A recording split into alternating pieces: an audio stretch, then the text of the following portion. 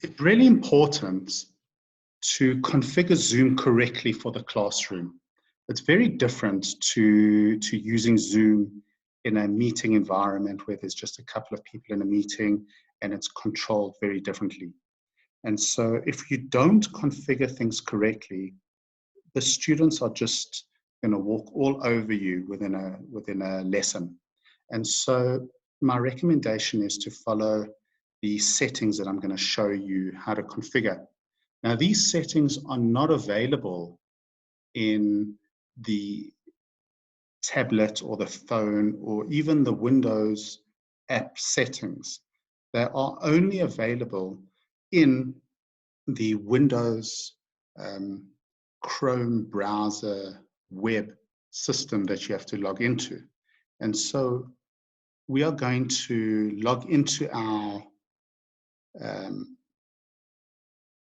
web app over here. Here is zoom.us. We actually go to zoom.us and we click on sign in. I'm going to sign in with my email address and password.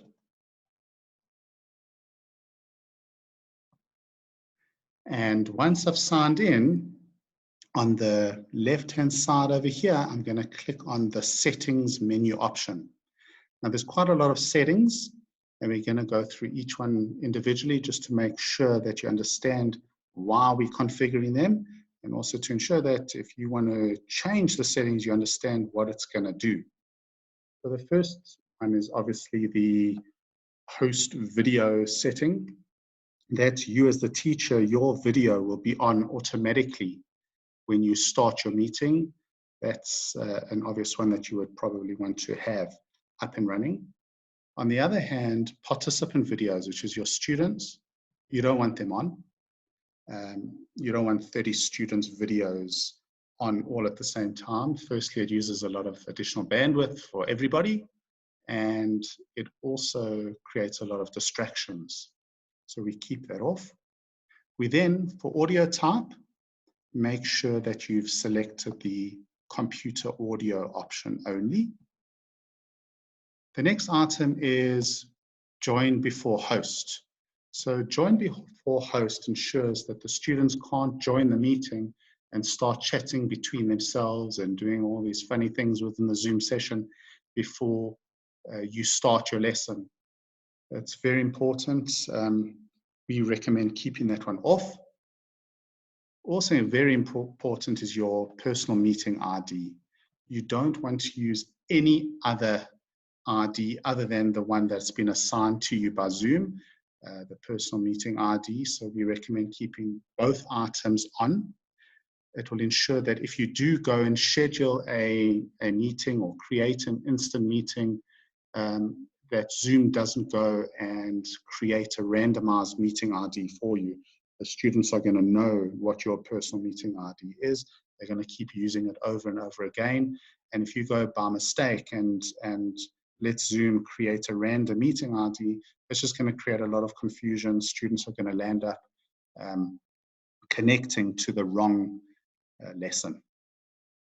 Require passwords just creates havoc. Students don't remember the passwords, etc. So recommend we keep all require password options off. The embed password option, well, if we're not using passwords, it's not applicable.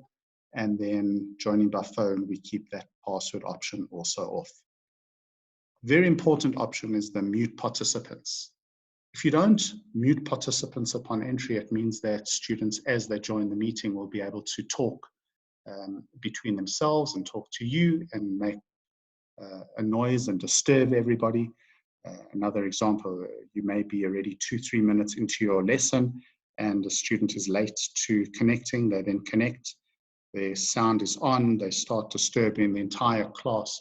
Whereas if this was a standard function that they are muted upon entry, then they wouldn't be able to disturb you at all. So we recommend keeping that one up.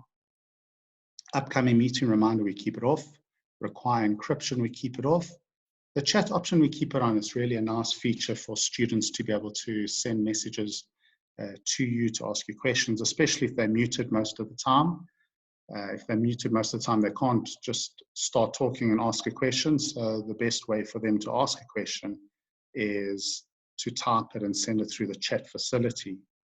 However, on the other hand, the private chat function, we recommend keeping that one off.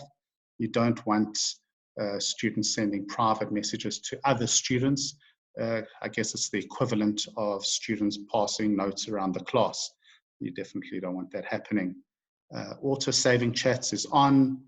Play sounds when participants join or leave. It's really nice from you as a teacher to know if students leave or come late into your lesson. So we recommend keeping that one on, but only you as the host should be able to be alerted and hear a little noise when they come and they go. File transfer we keep off. We don't recommend sending files, allowing both students and yourself as a teacher to send files within the lesson. There's no reason to send a file. If students are getting lots and lots of lessons, they're not going to know where the files are. The best thing to do is actually to keep all the files in one location, whether it be a Google Classroom, Google Drive, and a learning management system, or LMS for that matter, for no matter which one it is that you're using or choose to use. It just keeps everything in one location and students are able to find things in the future should they need it. Feedback to Zoom, as well as display end of meeting feedback survey, we keep it off. Allow host to put attendee on hold, we keep it on. You never know when you're going to want to just put somebody on hold so that they can't see or hear anything for a while. The next two options, allow show meeting control bar, or always show meeting control bar, as well as show Zoom windows. Very important to keep on. Often you're sharing a screen, whether it's a whiteboard or PowerPoint presentation or anything else for that matter. When you're sharing things, it's very difficult to find the settings and the menu bar from Zoom. So we recommend keeping these options on so that the Zoom menus are always available to you to manage the meeting effectively. Sharing your screen, well, most teachers want to have the ability to share the screen, but only the host should be able to share the screen. If anyone can share the screen, it just creates havoc in the classroom. We recommend disable desktop to keep it off, annotation off, and whiteboard off. Now, annotation and whiteboard are very important to keep off. You don't want students drawing all over your presentation while you're giving a lesson. It creates a lot of disturbances. And so if you keep that off, it just keeps all the students under control. Remote control, definitely keep that one off. However, non-verbal feedback is a very nice feature. Since the students aren't able to speak most of the time because they've been muted, giving feedback is nice from this perspective. Allow remove participants to rejoin. So sometimes you may have to remove a student from a class for whatever reason. If you keep this option off, they won't be able to rejoin the session and keep disturbing you. That works really nicely. The breakout room option is a very nice feature. Some teachers will use it depending on the subject. It works well if you need to create groups of 4 or 5 students and have a breakout room for each of them to discuss a particular topic for a few minutes and then bring everyone back together afterwards. Works nicely.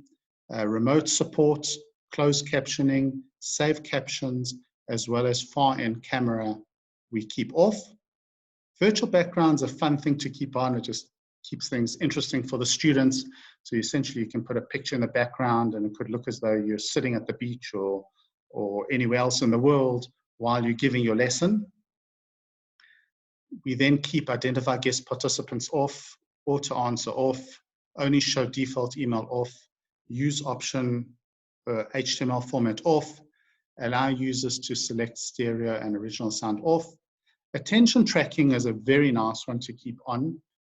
What it does is it alerts you to any students that are not focusing on your lesson. They may minimize the Zoom lesson and go in and play a game on their computer. you'll be alerted to that and you can deal with that student. Waiting room we keep off, show join from browser link off, the email notifications we keep off, and all the other options, just keep them as is. If you follow these recommendations and configure your Zoom sessions like this, you'll have a lot less disturbances and your lessons will run much better, a lot more optimally. A lot of these settings are not available, as I said, in the Windows app, as well as the app on tablets and phones. So you have to go into the web browser, go to zoom.us, log in and configure these settings. They only need to be set up once, and all these settings will flow through to whichever device you run your lessons on. Good luck for your lessons in the future.